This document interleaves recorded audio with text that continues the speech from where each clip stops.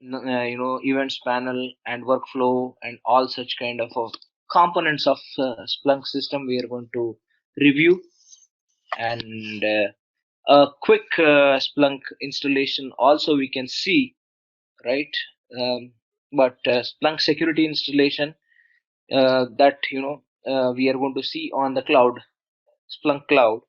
You can also have your own account registered in Splunk for your trial purpose, which you can do one. And Splunk gives you online sandbox, right? So sandbox as in it is for your trial box. It's like whatever you want to do, you can do on that. And then moving on to detailed investigations, like how to get the events recorded or forwarded into Splunk from various security devices or any such kind of devices, right? And how it gets displayed, how to manage the events, how the what is the life cycle of an event, and what are the severity facility of the event, all such kind of a technical terms which we are going to cover related to Splunk security. And then we'll go into a deep investigation of each event, right? So where this event is generated, what is the source, what's the destination, and what was the event actually, whether it is a kind of an attack or whether it is just an informational event, or what is the priority of the event overall, starting from info to critical, that we are going to cover in the forthcoming hours. And what is the mitigation plan, such as what are the advisories, right? So Splunk typically works on a complete what do you call it, as a data analytics and machine learning and the deep learning model, where it does historical analysis, it does the predictive analytics, as well as it does the current live analytics, as well as it gives you prescriptive analytics, which is prescriptive in the sense what action you should take is you consider how a doctor suggests to a patient, right? So he does first diagnosis, he does first the patient's disease history study, then he does the diagnosis, that's then and there, and then the doctor you know um writes the prescription, right? And he will measure the symptoms, he will say that okay, you may have this kind of symptoms coming up, and then the doctor suggests the prescription how to mitigate it. So the same way, like any machine learning or data analytic tools work, Splunk also works in the same fashion, right? Hope I'm clear to everybody. If some of you are not able to hear me, please you know come out of listening mode and then tell me.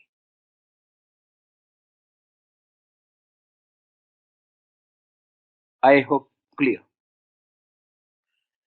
Okay, so then risk and network analysis, like the risk dashboard, risk rating, risk scores, all such kind of a things Splunk will throw based on what it learns from your network environment, what it learns in the sense, any data analytic tool does a spontaneous learning of the network environment, right? So based on that, it will throw certain analytics, which you know intelligence analytic, which is like to suggest you and keep track of your network's behavior. Next, we are going to concentrate especially on most utilized traffic patterns, that is HTTP, right? So that's the most utilized protocol in the world, on the internet completely. So web intelligence, that is concentrating on to HTTP protocols, and maybe some of the FTP cases also, right? But most concentration goes on HTTP with category analysis, user agent analysis. So, okay, category analysis is something of the sort of whether it is a request or a response, right? So, HTTP has two things. One is request, which client will send, the server that comes with the response, right? So that's the thing. And user agent analysis, like web browsers or such kind of a things, whatever you use as user, such as if you are on a system, on a computer, you use browser as a user agent. If you are on a mobile, also you can use a respective browser as a user agent. So but the device type differs, right? So how to keep track of how many mobile users are connecting and all such kind of things on a web intelligence, because the origination of threat depends on, you know, the source of the uh, attack, right? So that's the reason, whether it is caused by a mobile user or whether it is caused by the standalone fixed IP address. That's the one of the intelligence parameters to make further analysis. And analyzing traffic size, like if unusual packets, to identify the unusual packets, right? So if a web server is pumping a lot of traffic than expected to the client, then it is, yes, something abnormal behavior, right? So how to spot those, and highlighting investigable events, like these are called like high priority events or alertable events. So where the alerts are thrown on Splunk dashboard. That's it, how it is. Then it goes to user intelligence. User intelligence will have to, here it gives you mainly concentrated on the user access behavior and all such kind of analytics, as well as it collects whatever it collects from the identity management or a AAA kind of a systems. It correlates and shows you the thing, as well as the what kind of an asset and what is asset rating, how much risk the particular asset on the network is attracting, right? So all such kind of things. And threat intelligence next is threat intelligence, where it depends on the model, threat model. Like you might have read somewhere that every attack has a kind of a model which follows a model of attack, right? So it gives you that particular intelligence. So if I have to give you a simple example, then okay. So a hacker prepares for an attack for a good amount of period. He doesn't do just like a singular attack, instantaneous attack. A hacker plans the attack few months in advance, right? So it's typically like a war plan, right? He plans for the war. Initially he tries to probe your network or your systems or servers from the outside world, and then he finds the vulnerability. Once he finds the vulnerability, he doesn't do it in a predicted manner. He does in such a way that it causes difficulty to predict what next, such as you cannot predict what happens next. So it he makes it slightly complex for you to anticipate an attack. So these machine learning techniques which are used by Splunk security, it identifies such kind of attacks, such as reconnaissance attack you might have heard of, or it may even be a DDoS, or any such kind of advanced attacks, ransomwares, or anything of that sort, which is well prepared plan of attack, which is backed by well prepared plan of attack by any attacker. So it shows you that okay, how he tried doing an attack. That's how it starts from the cloud. This is a simple keyword which you can type, and you can go in here and take it, right? A Splunk website where you will get it.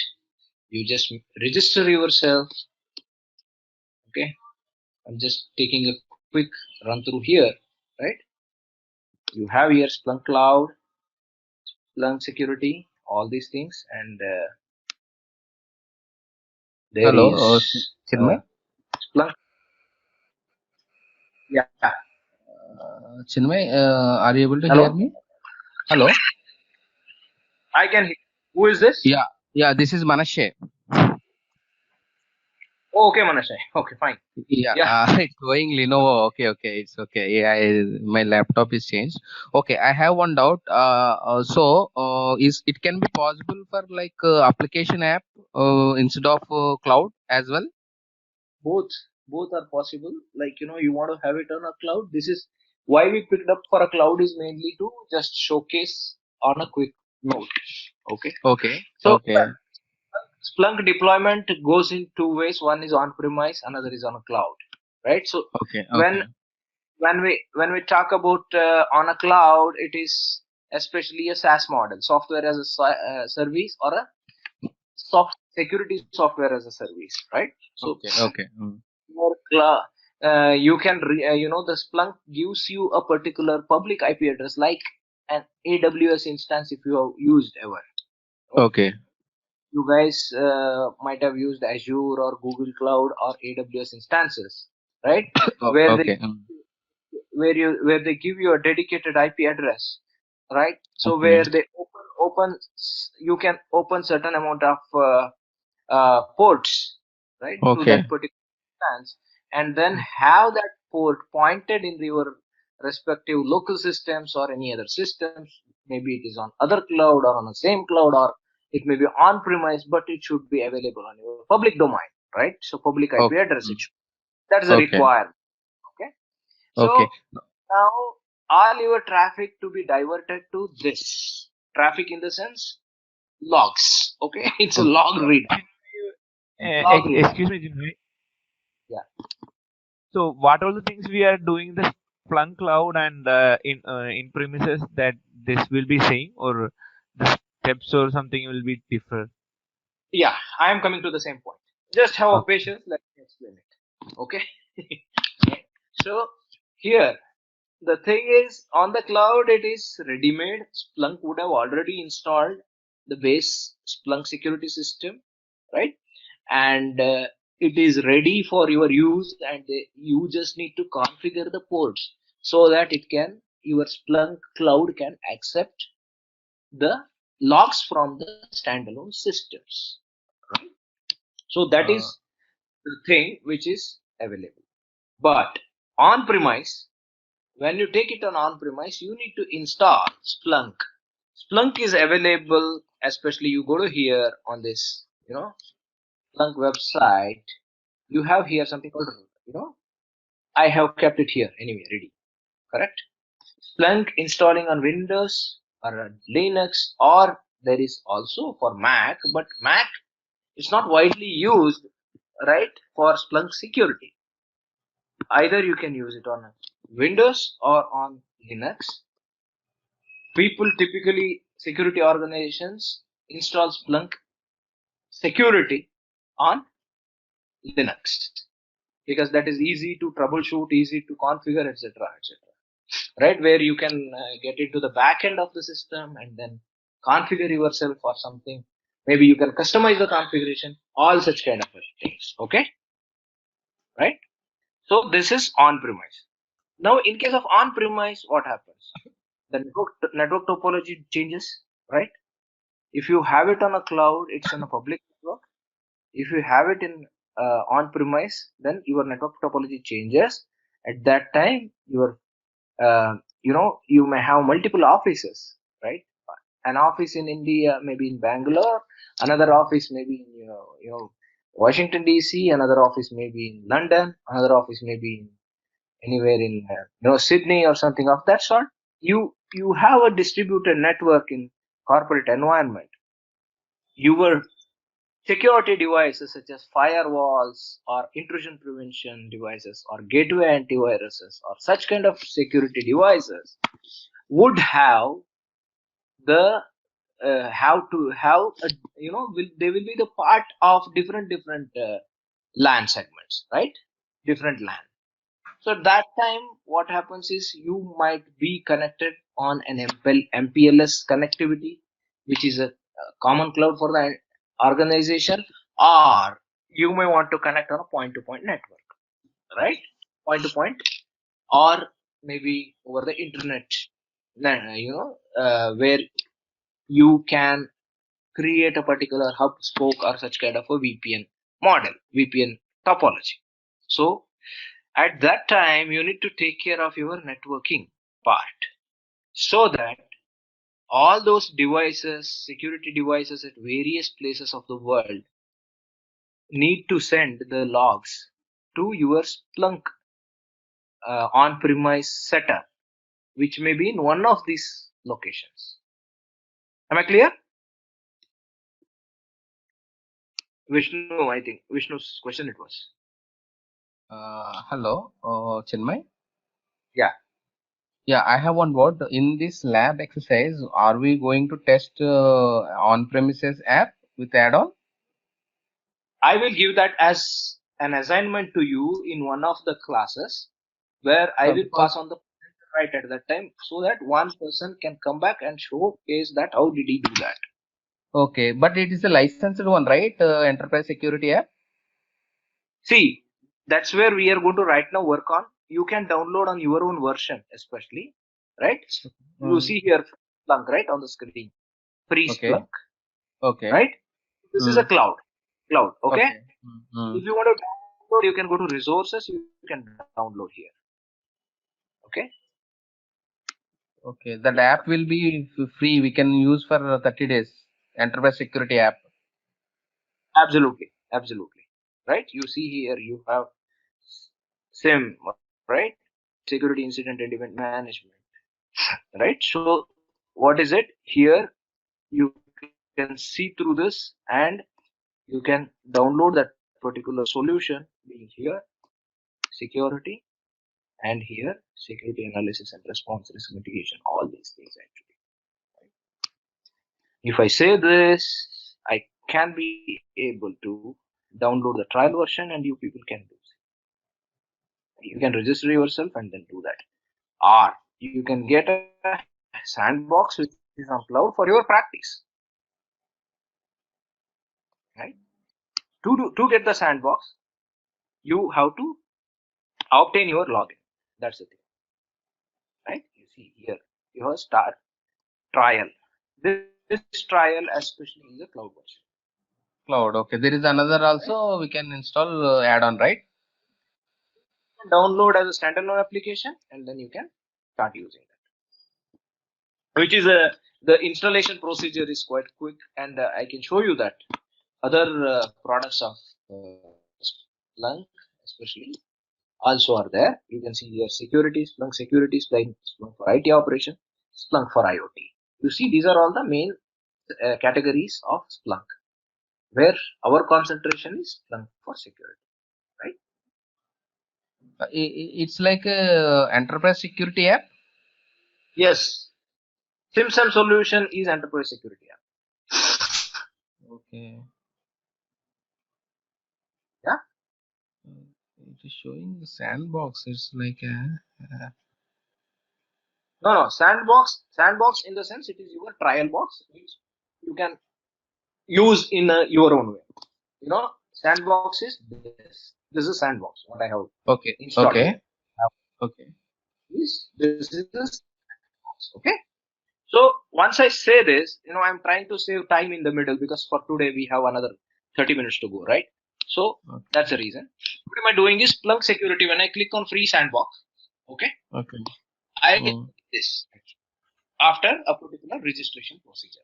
Registration, it's a 3 or 4 steps of registration where you have to give your email ID, you have to give your details, personal details, and you have to give your, uh, all, the thing is you have to create your login, nothing other than that. Okay. Okay. You have to do your registration, user account registration, and then you will land onto this particular page by logging.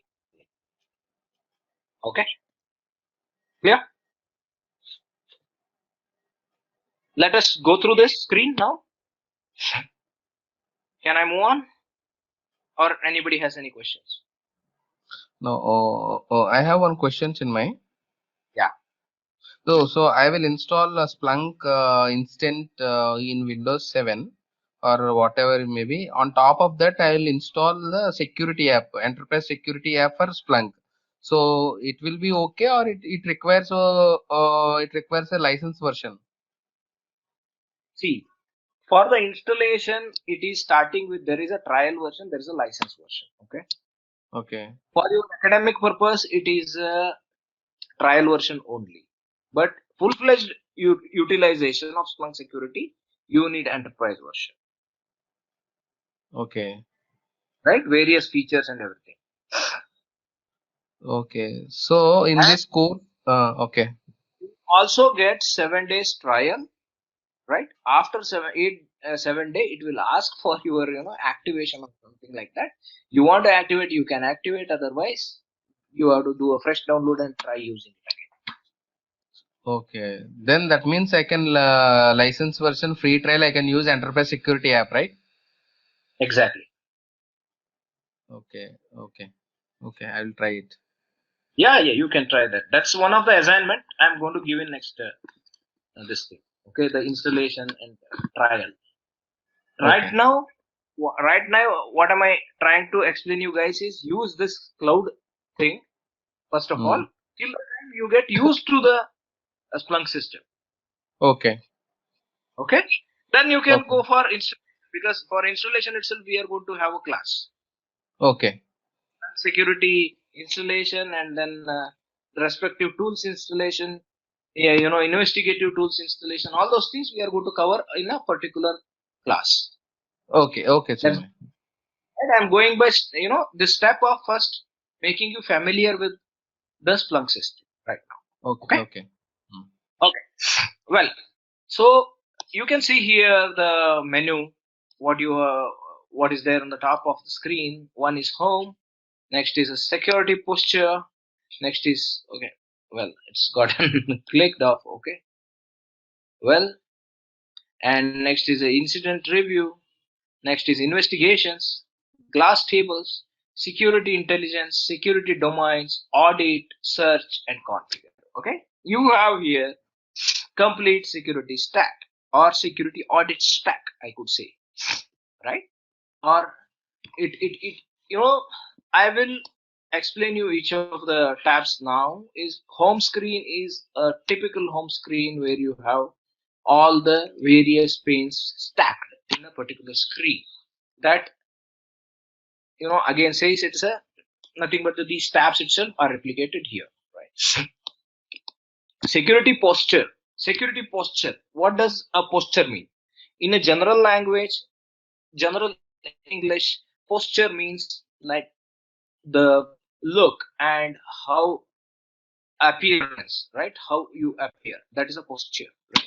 So now the posture of your entire organizational network, security overview of your entire organization is shown in this particular posture tab, where that covers on a like a bird's eye view on your security infrastructure. Next is an incident review. Okay, there is a difference between, there are two things when we consider about security incident and event management, right? There are two words, one is incident, another is event. Okay, let me explain this particular concept. What is an event? Event is about something happening on a particular system which is getting reported into Splunk, such as if I have 100 security devices reporting to Splunk security, right? Then each device reports to Splunk about the happenings on that. Those happenings are recorded in logs of each of those systems, which gets reported by means of forwarding those events into Splunk. Those are called events. That is a simple happening without any intelligence, right? Now, what is incident? Incident is correlation or combination of multiple events and it is also a collection of sequence of events, right? So am I clear here? Incident is a set of events in a sequential order, right? That means an incident is something that has happened and that requires attention and response to it. So the incident review, like there are set of events happened and that because of that a particular incident occurred. Splunk records in the same manner. Next is investigations. Investigations is what? Investigations is the third step of machine learning. Very first step of machine learning was the historical analysis. Next was the diagnosis, right? So, sorry, next, next was the review and then the diagnosis. Now the investigation is about diagnosis. So, which does the detailed analytics of any incident or event that happened, why it happened, who created it, who it was destined to, all such kind of a details and what kind of a protocol. Everything comes in investigations, which you can deep dive into an event or incident. That is investigations. Next, glass tables. These are all like certain kind of the showcasing of the mechanism, like how can an incident happen, an event happened, an investigation. These are all the investigative parameters and this is what we found after investigations. So that's on the glass table. Next is intelligence, building intelligence. So in case of security intelligence, what I have first one is a risk analysis, right, for on my network. Next is a protocol intelligence. Next is a threat intel. Next is a user intel, and then next is a web intel, right? So as I told earlier, all these four models we are going to study. These are based on the threat models.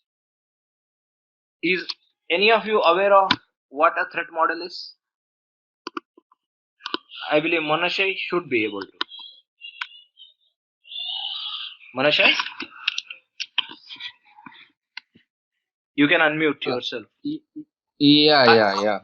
You are aware, as well as we have, I believe, Abhinav, I believe, right? He is also a security auditor, ISO 27001 and CH, right?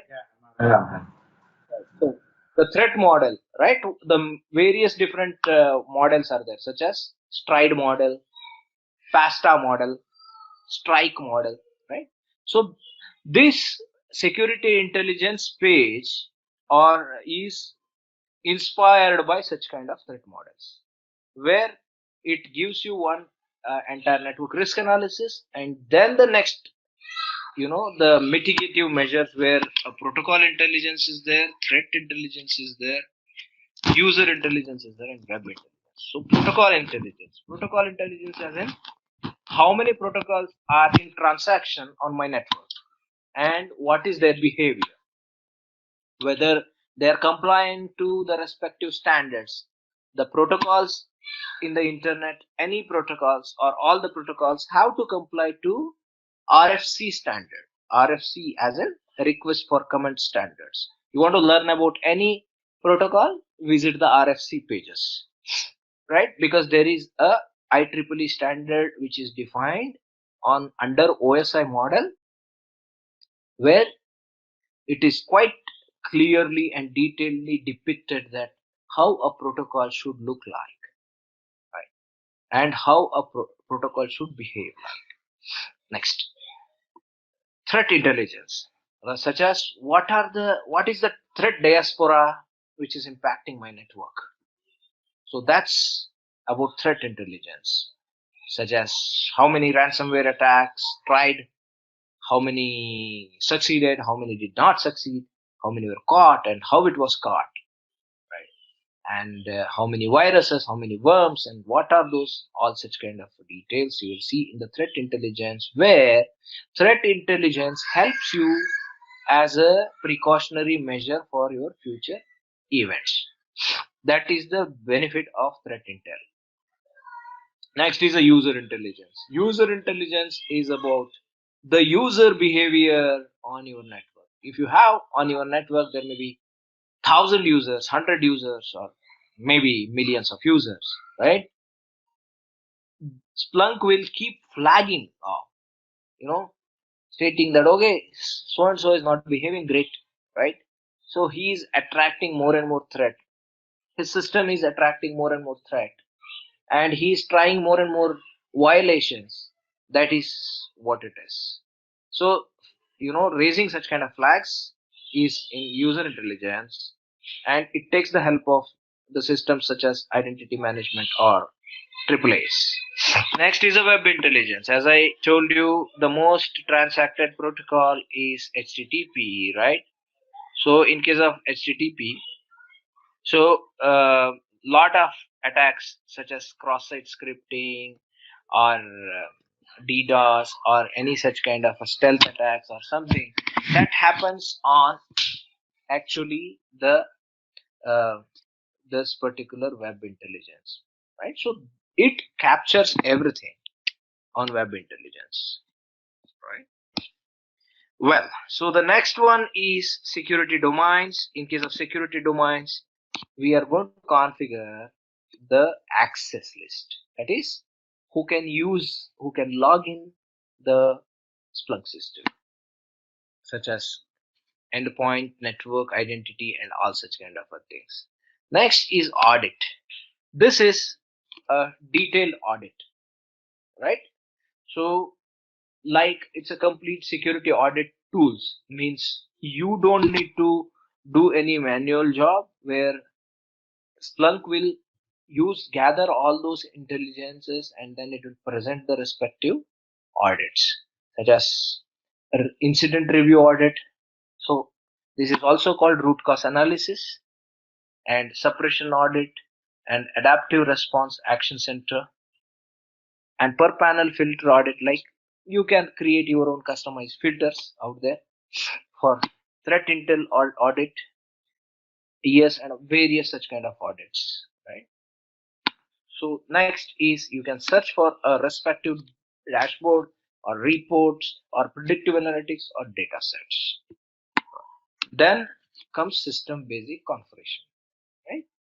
So where it gives you what all the things you can configure on the Splunk system. It is native to Splunk system. Okay. So this is a higher level overview, and you could see here there's a topmost bar which is like it's an the notification bar, right? How you have it on your LinkedIn's, Facebooks. It's a catchy thing, so that immediate those things that require immediate attention can be flagged here. For that purpose, there is a notification bar. Okay, you see here extreme search, all those quick the tools are mentioned here. Same way there are quick messages which are high critical most at this moment on Splunk. Those events are recorded here as a message where, and settings which are all typical settings on the Splunk where you can configure the devices, etc., and these are all scheduled tasks, especially a particular schedule task, whether it is done or I want to set up the quick access tools. These are especially. Okay, so any doubts so far, or shall I move on to the screen one by one? One of you just confirm. Yes, Chinmay, we can move on. Perfectly fine. Well, so now we move on to security posture, right? Okay, so it takes, because it's quite rich screen, right? So it has a lot of things on it. One by one, this is a widget based system where you see there the numbers at the topmost, the section of the screen being populated, right? So these are based on currently whatever the Splunk cloud has got that data. Okay, it is not, don't think that it is my data. Okay, I have not configured this because Splunk has, for their demonstration purposes, they have configured some systems in their respective cloud for us showcasing basis. Well, good for our study anyhow, right? So access notables, total count 350, endpoint notables, oh god, it got clicked quickly. I'll go back to security posture because when I click on them, it takes me to the detailed incident. Okay.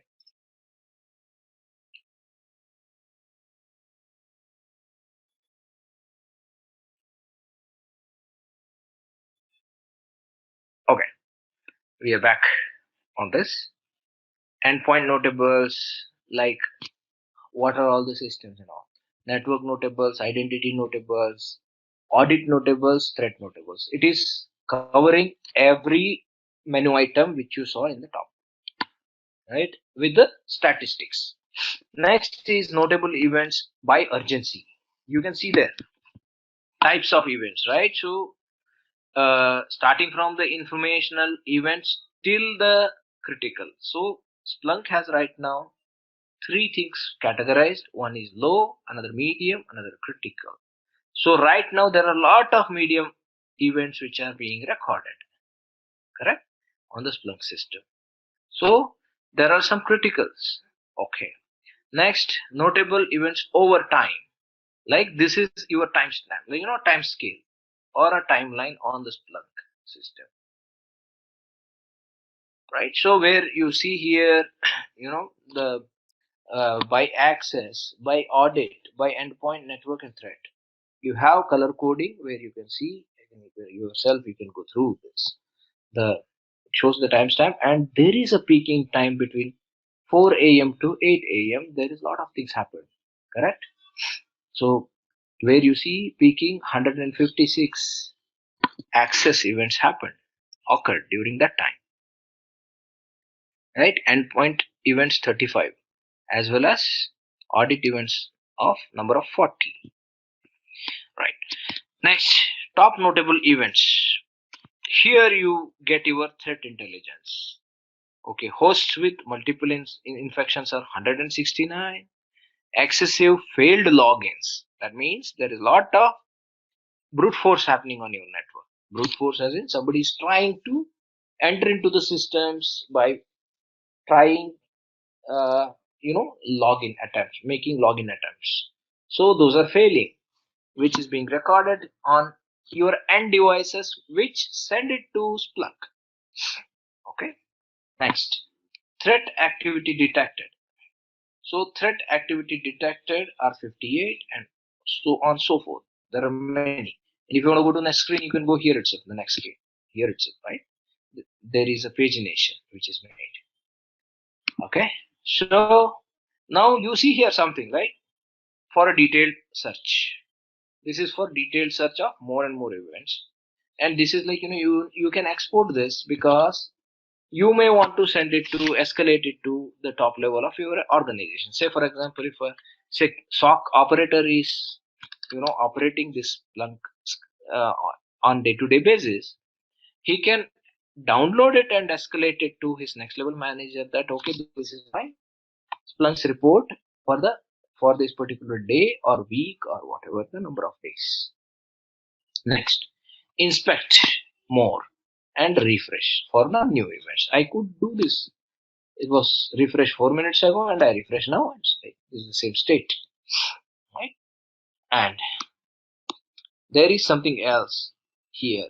The top notable event sources. Okay, so can anybody take it up? Who could understand and explain all of us what it is? This particular screen. Who? Any volunteers?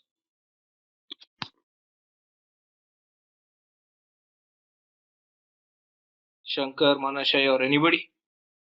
Vishnu or Abhinav? Anyone wants to take it? Volunteer for this screen?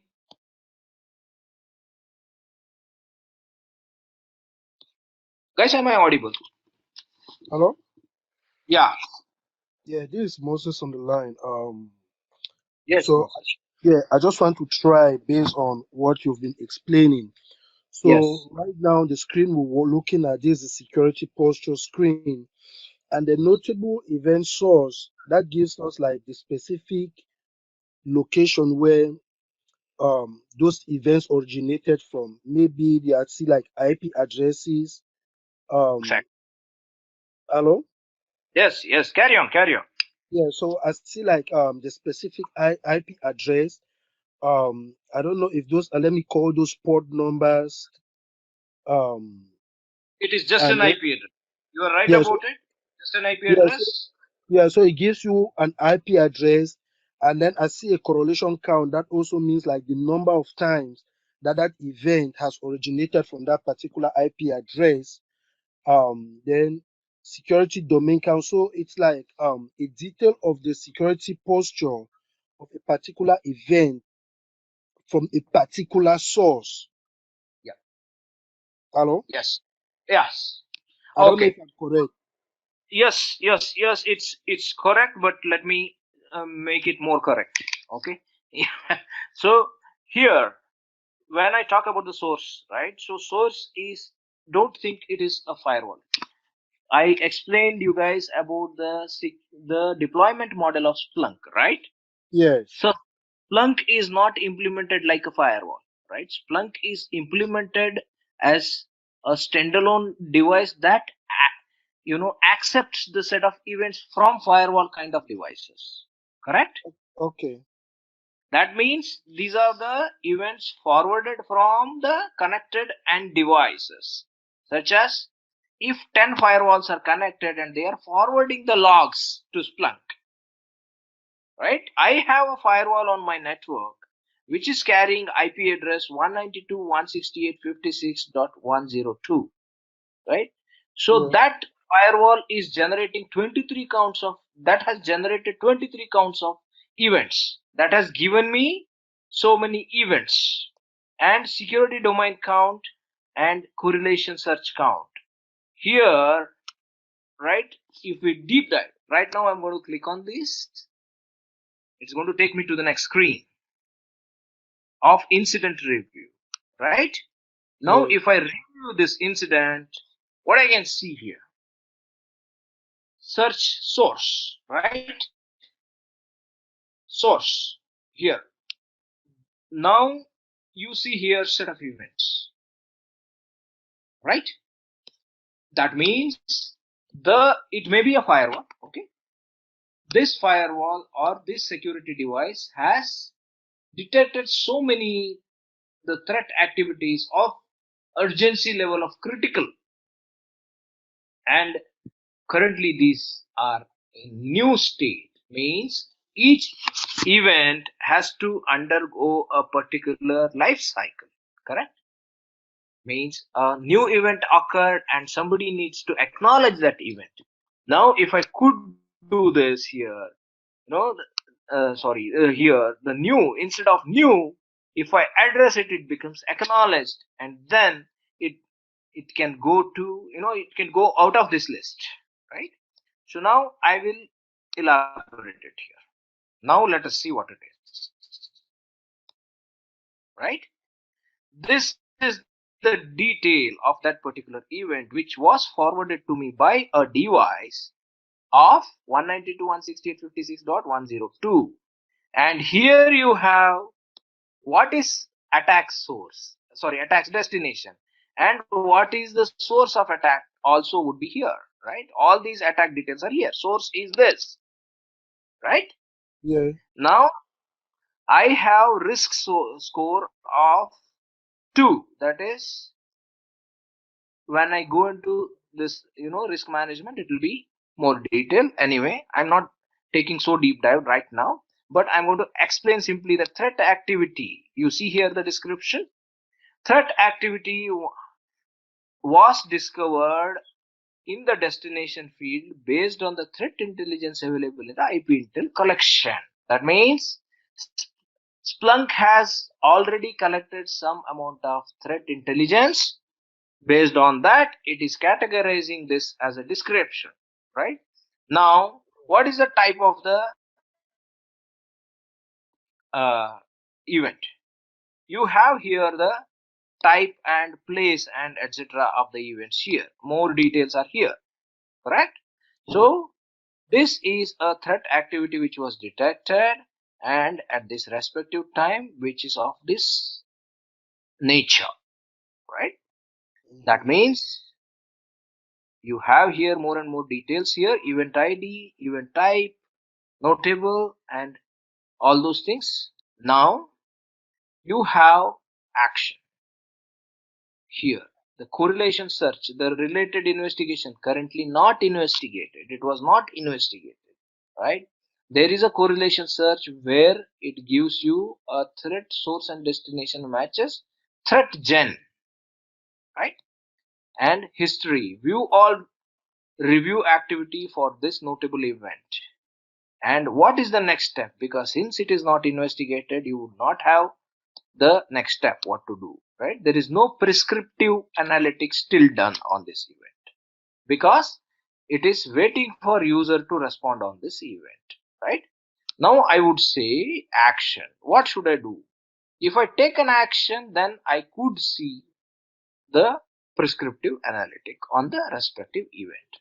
Now in the action, I can say add this to a threat intel or add event to the investigation and take it for the further investigation, or create a notable event, because this kind of event I want to create and keep it in notable events.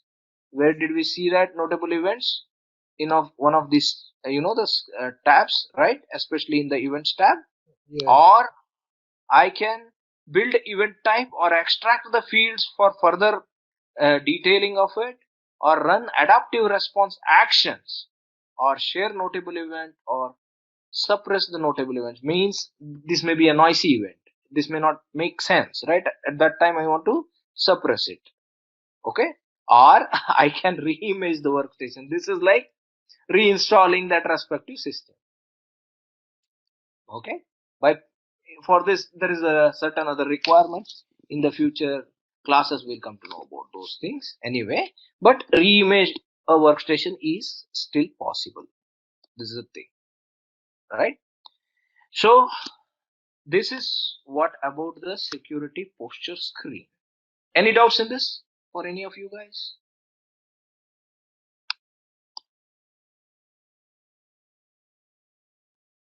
Anybody? Because Hi, for today we have Shankar. 5 minutes to go. Yeah, let us keep it for a question. Yeah. Is it audible clear? Chinmay, Shankar this side. Yes, quite clear. Yeah. So as you told, actually, the data source is already in the top notable event sources. Data sources is reflecting, right? Yeah. How to add these data sources to the Splunk instance is. Yes. So that we are going Um, through anyway, but in the next coming class especially, right? So where we have to configure the data sources such as log mhm. forwarders, and those logs get forwarded into Splunk actually, right? So there is a for syslog it is a different type of configuration.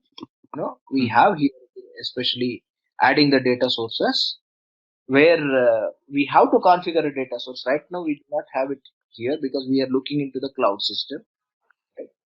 Yes.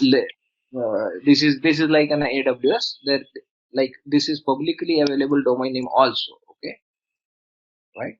So on this respective ports, port number 8000, that is what is the standard port. On that port we have to get the data sources received from various different systems. Maybe it is a firewall simulation or any other security device simulation where we will be getting it through. Okay. Yeah, Okay. we are going to do a practicals on that, no doubt. So Okay then. yeah, right? So anybody else have a question? Tomorrow again we are going to rejoin. Tomorrow it will be 2 hour session, okay? Yeah, I have a question. Yeah. So, now I'm beginning to get a scope and a grasp of what the Splunk security framework is all about. So my question is, out in the field, in the work environment, when we say you're working on the enterprise security or the SIEM framework, right? Is Yes. this, are we going to use, is this the Splunk app that we're going to use? This particular training is concentrated on Splunk, but there are many other SIEM tools, okay, such as there is QRadar, there is ArcSight, right? All such kind of tools are there, and there may be in open source there is something called OSIM,